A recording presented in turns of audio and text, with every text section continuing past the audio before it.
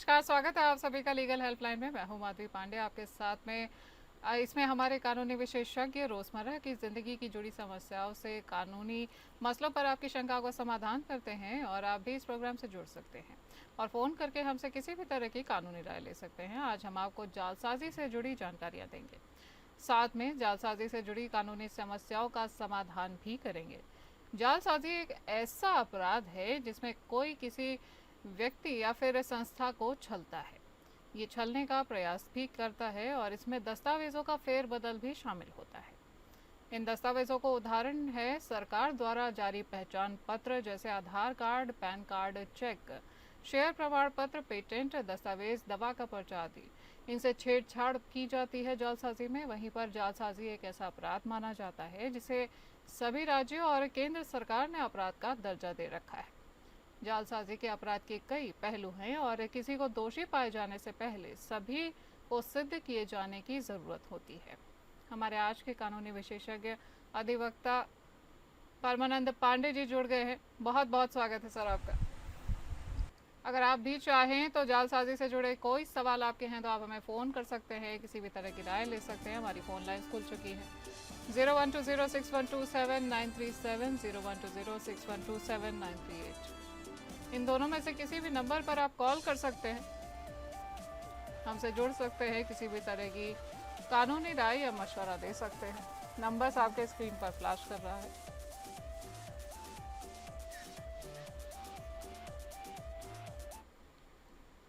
रुक करते हैं आज के लीगल एक्सपर्ट परमानंद पांडे जी की तरफ। सर, जालसाजी की कानूनी परिभाषा आखिर क्या है और क्या यह अपराध की श्रेणी में शामिल किया जाता है? देखिए मिस पांडे, जालसाजी तो अपराध अपने आप में है ही, इसमें कोई शंका नहीं है, रंच मात्र की भी शंका नहीं है कि जालसाजी जो है ये अपराध है। और अपराध की श्रेणी में इसलिए आता है कि आप जालसाजी क्यों करते हैं। जालसाजी किसी को ठगने के लिए करते हैं। जालसाजी आप इस आधार पर करते हैं कि आपको कोई लाभ मिले।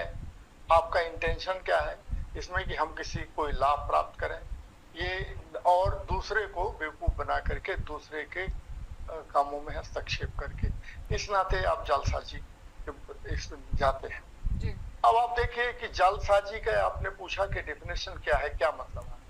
जालसाजी का मतलब ये है कि अपने हित के लिए दूसरे को कोई नुकसान पहुंचा करके तो उसका फिर कोई लाभ लिया जाए, इसी को जालसाजी कहते हैं। जैसे मान लीजिए आपने कहा ना, आपने अपनी प्रस्तावना में इस चीज को कहा कि बहुत सारे ऐसी घटनाएं हो जाती हैं कि लोग किसी का सिग्नेचर करके, किसी का दस्तखत करके और कोई काम फायदा उठा लेते हैं।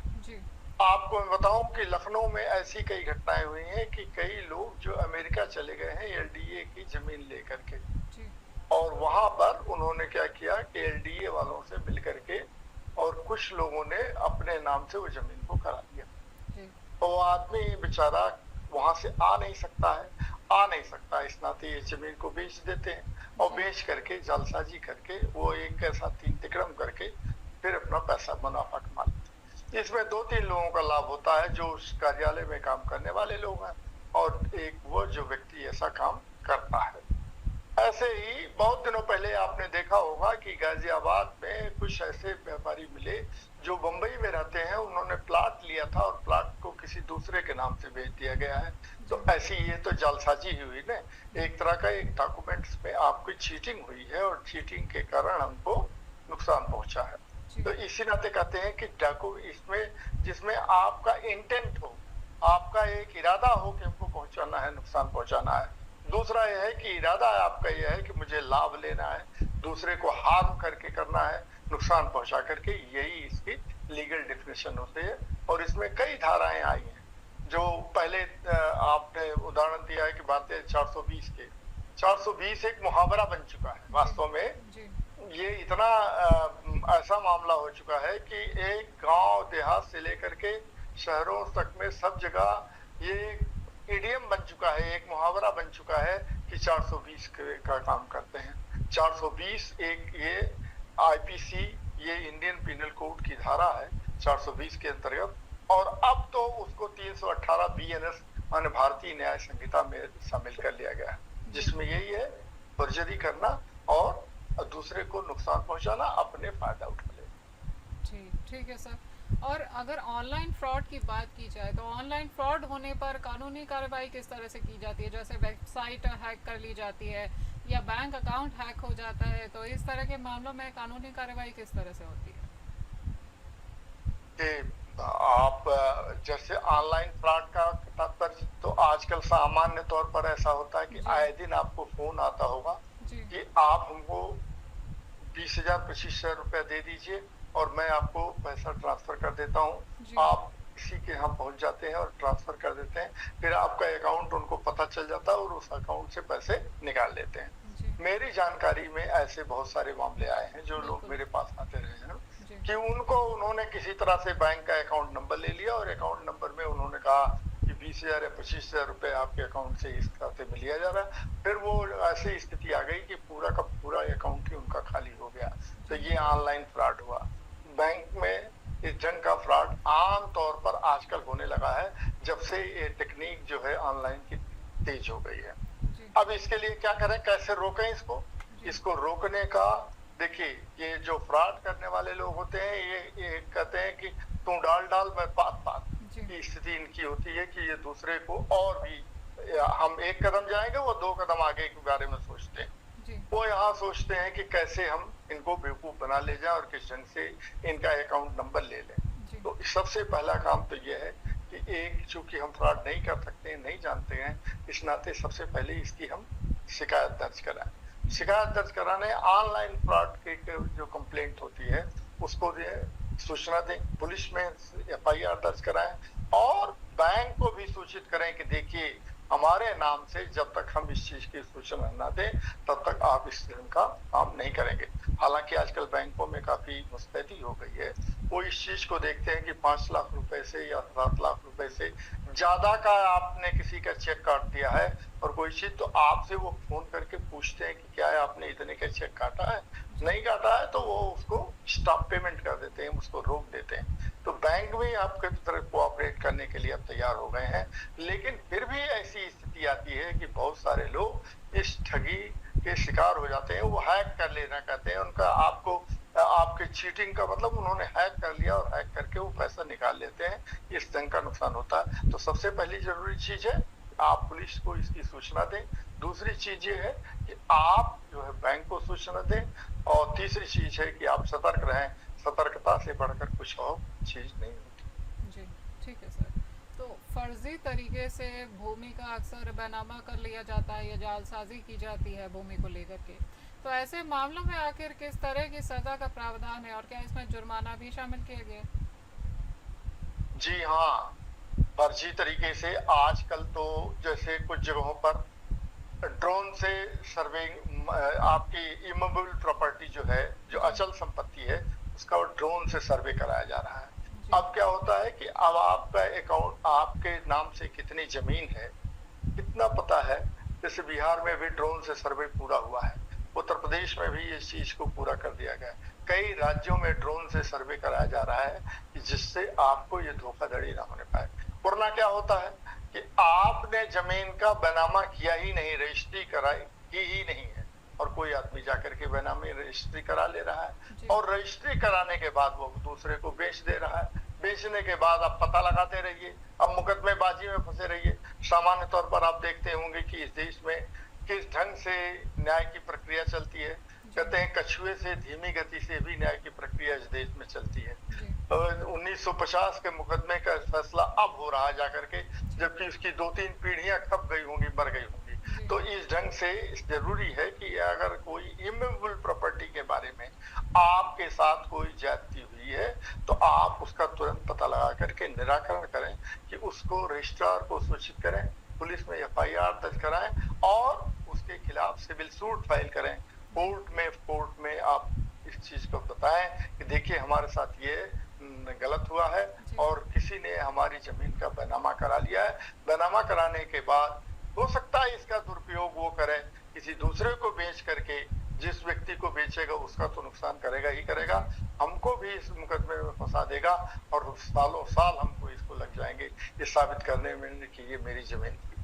तो असली मालिक तो मैं हूँ, लेकिन मेरे मालिक के रहने के बाद मुझे पर ही सवालिया निशान लगा दिया जाता है, मुझे ही प्रश्न चिन्ह मेरे ऊपर खड़ा कर दिया जाता है कि क्या आप इस ढंग का काम करते हैं कि नहीं। तो आप देखते होंगे कि बहुत सारे लोग ऐसे हैं जो कई लोग कहते हैं पत्नी में झगड़ा होता है तो पत्नी जो है पति का हस्ताक्षर कर देती है और पति जो है पत्नी का हस्ताक्षर करके और कहते हैं कि हमारे बीच में ये हो चुका है और हमने इतना पैसा दे दिया है, इतना पैसा हमने ले लिया है। हालांकि ये चीजें नहीं हुई हैं। तो सबसे जरूरी चीज है कि इस चीज की अगर जैसे आहट मिले, आहट भी मिले कहीं से आपको इसका विस्पर भी हो तो भी आप इसकी सूचना पुलिस में दे दें और पुलिस के देने के बाद उसकी जांच हो तब जाकर के। अच्छा, इसमें से सजा की बात करें तो सजा एक ऑफेंस है तो ऑफेंस है तो सजा तो होगी, लेकिन कई ऐसे ऑफेंस होते हैं जिसमें बहुत गंभीर नहीं होता है। नहीं तो ऐसे ऑफेंस के लिए 7 साल से 10 साल तक की सजा होती है और जुर्माना अलग से होता है। उसके लिए आपको जुर्माना जो कोर्ट डिसाइड करेगा उतना देना पड़ेगा, फाइन देना पड़ेगा। ठीक है सर। और कई बार ऐसा देखा गया है कि कंज्यूमर्स के साथ में भी जालसाजी हो जाती है, वो फ्रॉड का शिकार हो जाते हैं। तो ऐसे में क्या जिस कंपनी पर जालसाजी का आरोप है, जिसने कंज्यूमर से जालसाजी की है, उनके खिलाफ भी कोई कानूनी कार्यवाही कर सकता है? निश्चित तौर पर कर सकते हैं और ये आए दिन होता रहता है।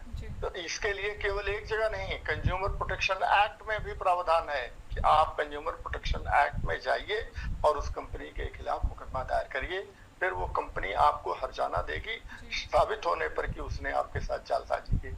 आए दिन आप देखते होंगे कि बहुत सारी कंपनियां इस ढंग का प्रचार करते हैं कि जैसे आप दांत साफ करने के लिए ये तरह का मंजन लगाइए तो आपके दांत लोहे जितने मजबूत हो जाएंगे, या अगर आप बालों में ये तेल लगा देते हैं तो आपके बाल जो है इतने घने उड़ने लगेंगे कि आप उसको कंघी करने में आपके लिए मुश्किल। इस ढंग के लालच दिए जाते हैं, इस ढंग की जालसाजी दी जाती है कि आदमी को आपके सेंटिमेंट्स के साथ खेला जाता है, आपकी भावनाओं के साथ खेल करके, और वहां पर वो कंपनियां इस ढंग का प्रयोग करती हैं कि जिससे हमको ठगा जा सके। तो ये ठगी हुई, टोटल ठगी हुई।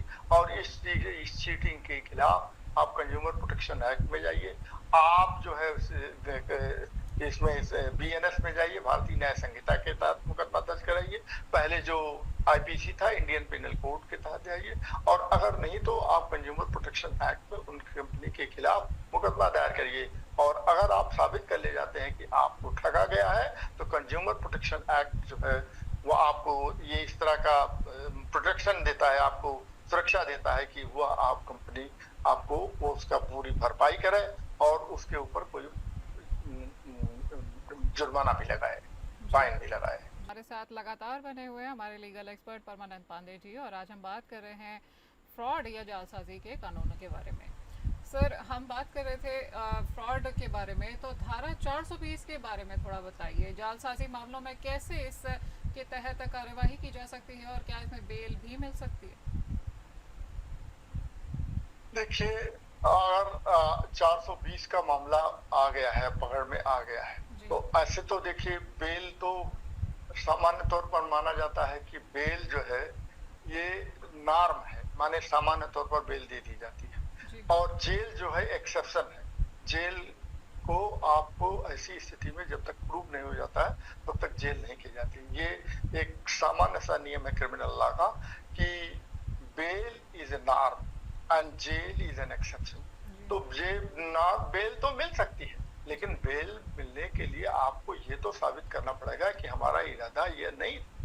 आप देखिए, आए दिन इस ढंग की स्थिति आ रही है कि कोई आदमी आपने बहुत दिन पहले नहीं, आपने इसी दिल्ली में ही देखा होगा, एक व्यक्ति मिनिस्टर हो गया और उसका वो करता था जाकर के कोर्ट में प्रैक्टिस करने लगा था, एलएलबी अपने को दिखाता था। देखिए, ये इससे हो सकता है दूसरे को कोई नुकसान ना हुआ हो, लेकिन आप इस चीज को बताइए कि आप एलएलबी बन करके और कोर्ट में आपने प्रैक्टिस शुरू कर दिया है, बार काउंसिल से आपने रजिस्ट्रेशन करा लिया है, तो जाहिर है कि आपने टेम्परिंग तो किया होगा अपने रिकॉर्ड्स में, आपने अपने सर्टिफिकेट में, और उस टेम्परिंग के बदले में जो जेन्युइन व्यक्ति है वो तो वंचित रह गया, आपका उसमें आ गए और आपने वहां से फीस लिया और लोगों को बेवकूफ बनाना शुरू कर दिया। तो इस तरह से ऐसा काम करने का मतलब ये दिस इज ए क्राइम, ये एक बहुत बड़ा क्राइम ऐसा है। ये नहीं बहुत बड़ा क्राइम भले न हो, लेकिन एक क्राइम तो है। इस क्राइम के बदले किसी व्यक्ति को जेल में रखा जा सकता है। और कम से कम इसमें मैंने कहा ना कि कई तरह के क्राइम होते हैं, जिसमें जो 420 के क्राइम है, दो दो 2 साल से लेकर के 10 साल तक की सजा होती है कि आपने किसी तरह का क्राइम किया है जिसमें हो सकता है किसी को बहुत बड़ा नुकसान ना हुआ, तो 2 साल की बेल 2 साल के आपको सजा मिलेगी। लेकिन अगर आपने बहुत बड़ा गंभीर अपराध किया है तो आपको 10 साल तक की सजा मिल सकती है, ऐसा इसमें प्रावधान है। ये चीटिंग का मामला है।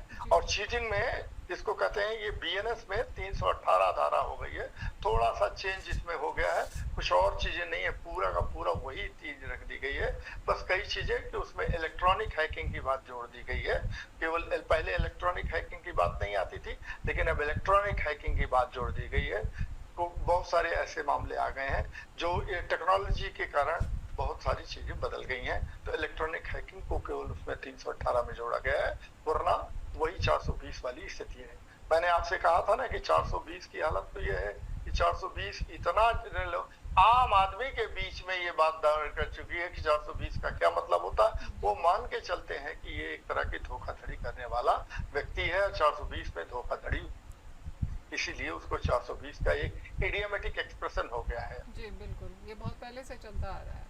तो सर आखिर क्या फ्रॉड से जो पीड़ित होते हैं, तो कंपनी अगर उसमें इन्वॉल्व होती है कहीं से भी डायरेक्टली इनडायरेक्टली, तो क्या कंपनी से उसको मुआवजा मिल सकता है? अगर मिल सकता है तो क्या कुछ मुआवजा दे सकती है कंपनी? देखिए, आपने एक बहुत अच्छा सवाल उठाया कि कंपनी, अगर कंपनी हो गई, कंपनी के कारण ये फ्रॉड किया गया है, तो निश्चित तौर पर कंपनी को मुआवजा देना पड़ेगा, मुआवजा मिलेगा। लेकिन मैंने कहा ना कि कंपनियां या कोई भी व्यक्ति जो फ्रॉड करने वाला होता है, वो भी काफी 1-2 कदम आगे बढ़ करके सोचता है कि मुझे इस ढंग का काम न कर देना पड़े। तो वो कंपनी के खिलाफ आपको ये सारे सबूत इकट्ठा करने पड़ेंगे कि कंपनी के कारण मैं एक तरह से फ्रॉड का शिकार हुआ हूँ और इस शिकार के बदले मुझे ये नुकसान हुआ है, तो इसमें मुझे कितना डैमेज हुआ है। डैमेज का ये फ्रॉड किस ढंग से किया गया है कि मुझे नुकसान पहुंचाया गया है और हार्म किया गया है, ये इस चीज को बताया जाए। कंपनी का इंटेंट था कि नहीं था? इंटेंट नहीं होता तो इस ढंग का फ्रॉड कोई नहीं करता, क्योंकि सबसे बड़ी चीज होती है कि फ्रॉड करने में आपको इंटेंट देखना पड़ता है, आपको इरादे देखने पड़ते हैं।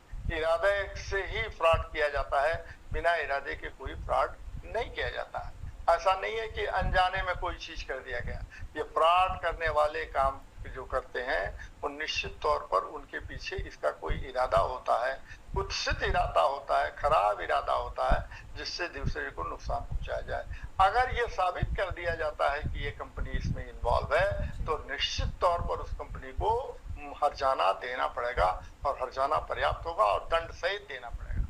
जी, हाल ही में ऐसा देखा गया है कि जालसाजी कर प्राप्त कर दस्तावेजों के जरिए सिम लेकर धन हरित करने वाले गिरोह को पकड़ा गया है। तो इस तरह के जो क्राइम होते हैं सर, आखिर इनमें ऑनलाइन बैंक खाते खोले जाते हैं, तो अवैध तरीके से बैंक अकाउंट्स जो खोले जाते हैं, उन पर आखिर किस तरह के जुर्माना या फिर सज़ा का प्रावधान होता है, और क्या कुछ करते हैं जो अथॉरिटी होती है? देखिए, आपने ये ठीक ही बताया कि बैंक में खाते खोल दिए जाते हैं। आप तो बैंक खाते की बात कर रहे हैं, आप कह रहे हैं पासपोर्ट, फर्जी पासपोर्ट बना करके लोग देश विदेश की यात्रा कर आए हैं और वहां पर जाकर के अपनी कंपनी खोल करके अपना बिजनेस शुरू कर दिए हैं। और इसमें तो कंपनी, सरकार इन्वॉल्व होती है ना। पासपोर्ट तो आपका एक तरह का ये प्रमाण पत्र है ना कि आप इस देश के नागरिक हैं, लेकिन आपकी नागरिकता को किसी का फोटो लगा करके, माँ बाप का नाम दे करके, सर्टिफिकेट दे करके, और वो अपने इस ढंग से उसका फ्रॉड कर लेते हैं कि पासपोर्ट बनवा लेते हैं। जब ऐसी स्थिति आती है तो फ्रॉड करने वाले कितने चालाक, कितने धूर्त होते हैं, आप इसकी कल्पना इस चीज से कर सकते हैं। तो बैंक में भी फ्रॉड, आपको आधार की स्थिति ये आ गई है कि अभी आपने तो ये जो इंटेंसिव रिवीजन हुआ है, स्पेशल इंटेंसिव रिवीजन जो चुनाव आयोग ने कराया है बिहार में, उसमें कितने लोग 70 लाख के करीब जो है फर्जी मतदाता पाए गए हैं। ये भी तो एक फ्रॉड हुआ ना। बिल्कुल। और वो उन्होंने कोई सर्टिफिकेट कुछ तो दिखाया होगा कि जिसके कारण वो आ चुके हैं उनका नाम, जी। और वो पूरी तरह से बोनाफाइड वोटर की तरह से काम हमारे घर में हमारे यहाँ काम करते थे। तो इस ढंग से लग रहा था कि वो तख्ता को पलट देते थे, जिस ढंग से चाहते थे अपनी मन की सरकार ले आते थे, जिस ढंग का काम करना चाहते थे वो करते थे। तो ये आप इंटेंसिव रिवीजन के दौरान ही देख लीजिए कि किस ढंग का है। तो अभी ये स्थिति आ गई है कि मान लीजिए बैंक में किसी ने खाता खोल दिया, जी। अब बैंक में खाता खोल दिया, मैंने बताऊं आपको कि कई ऐसी स्थितियां आई, बैंक में खाता खोला, रात में उन्होंने चेक जमा किया और 3-4 दिन बाद चेक को उन्होंने भुना लिया, फिर उसके बाद बैंक को ऑपरेट करने का काम ही छोड़ दिया। तो ऐसी स्थिति जहां पर आ जाती है तो बैंक को तुरंत सूचना दी जानी चाहिए कि बैंक सतर्क हो जाए, बैंक ऑन गार्ड रहे, और आप भी ऑन गार्ड रहें कि जिस ढंग का घटना कोई न करने पाए। तो जो फ्रॉड करने वाले होते हैं वो कहीं न कहीं अपना एक छोटी चीजें छोड़ चली जाते हैं, जिससे पता चल जाता है कि फ्रॉड किया गया। अगर ऐसी स्थिति आती है तो जो लोग फ्रॉड में लिप्त होते हैं, निश्चित तौर पर उनके खिलाफ कोर्ट भी बहुत सख्त कार्रवाई करता है, पुलिस कार्रवाई करती है, और ऐसे लोग अगर पकड़े जाते हैं तो उनको जेल की सजा होती है, जो सजा 10 साल तक की हो सकती है, रिगरस इम्प्रिजनमेंट होता है। जी, बिल्कुल। बहुत बहुत धन्यवाद सर आपका हमारे लिए टाइम निकालने के लिए और हमसे जुड़ने के लिए। आज हमारे साथ जुड़े हुए थे हमारे लीगल एक्सपर्ट परमानंद पांडे जी, और हम बात कर रहे थे जालसाजी या फिर फ्रॉड के बारे में। आप भी चाहें तो हमारे इस प्रोग्राम से जुड़ सकते हैं, हमसे किसी भी तरह की कानूनी राय या मशवरा ले सकते हैं। आज के लिए लीगल हेल्पलाइन में इतना ही। नमस्कार।